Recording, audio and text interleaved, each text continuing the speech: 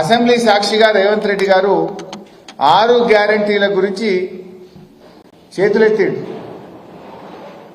तो 6 गारंटी के बारे में हम पूछे तो कब देते, कब तक देते, कितना देते, कुछ नहीं बोला, हाथ उठा दिया. నమ్మి ఓటేసిన రాష్ట్ర ప్రజలకు గాడిద గుడ్డు మిగిల్చిండు రేవంత్ రెడ్డి. ఒక సంవత్సరంలో 1,27,000 కోట్లు అప్పు చేసిండు రేవంత్ రెడ్డి. ఏం చేసినవే 1,27,000 కోట్లు అంటే బడా బడా కాంట్రాక్టర్లకు బిల్లులు ఇచ్చిండు, పర్సంటేజీలు తీసుకున్నాడు, బడా కాంట్రాక్టర్లకు బిల్లులు ఇచ్చిండు.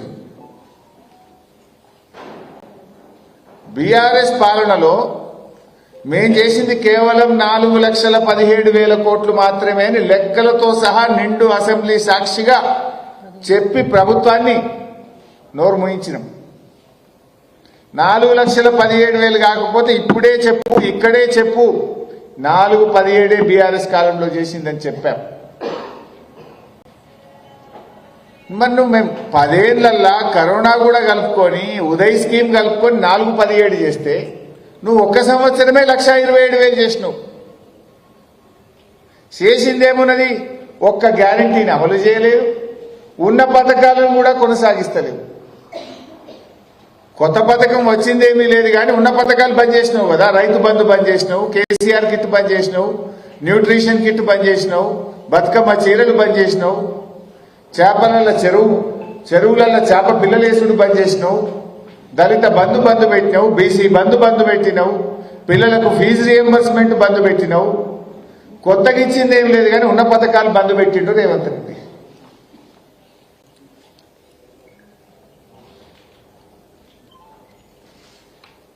వాస్తవాలు చెప్తే మేము ప్రజల పక్షాన ప్రశ్నిస్తే అసెంబ్లీని బుల్డోజ్ చేసే ప్రయత్నం చేస్తున్నాడు. 2-3 గంటలు సుత్తి మాట్లాడిన రేవంత్ రెడ్డి. 2 గంటల ఉపన్యాసంలో సారాంశం ఏదన్నా ఉందంటే ఎప్పుడు ఇస్తావో, ఎంత ఇస్తావో, ఏం చేస్తావో చెప్పిండా. 2 గంటలు మాట్లాడితే చర్చ ఏంది? రైతు భరోసా ఎంత ఇయ్యాలి, ఎన్ని ఎకరాలకు ఇయ్యాలని చర్చ పెట్టినాం. మొత్తం చర్చ అయిపోయిన తర్వాత సారాంశం ఏంది? రైతు బంధు ఎన్ని ఎకరాలకు ఇస్తావో చెప్పినవా, ఎంత ఇస్తావో చెప్పినవా, ఎప్పుడు ఇస్తావో చెప్పినవా? ఏమీ చెప్పలే.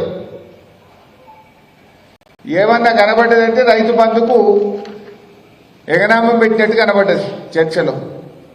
మొన్న వానకాలం అయితే ఎగనామం పెట్టిండు, మొన్న వానకాలంకు రైతు బంధు రాలే.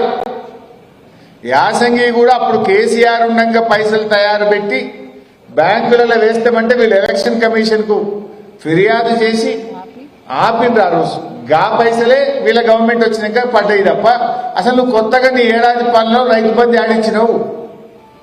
యాసంగి మొన్న వానకాలంకి అయితే రైతు బంధు ఇయ్యలే. రైతులు వడ్డీ వ్యాపారుల దగ్గర తెచ్చుకున్నారు.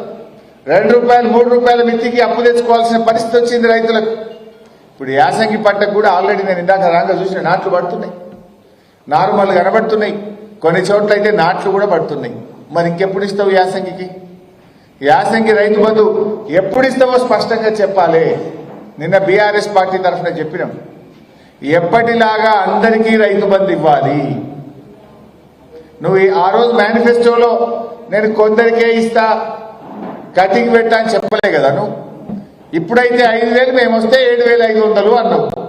మరి చెప్పిన మాట ప్రకారంగా రైతులందరికీ 7,500 రూపాయలు చొప్పున, వానకాలమే 7,500, యాసంగి 7,500 కలిపి 15,000 రూపాయల రైతు బంధు డబ్బులు వెంటనే రైతుల అకౌంట్లలో వేయాలని బీఆర్ఎస్ పార్టీ పక్షాన మేము డిమాండ్ చేస్తా ఉన్నాం.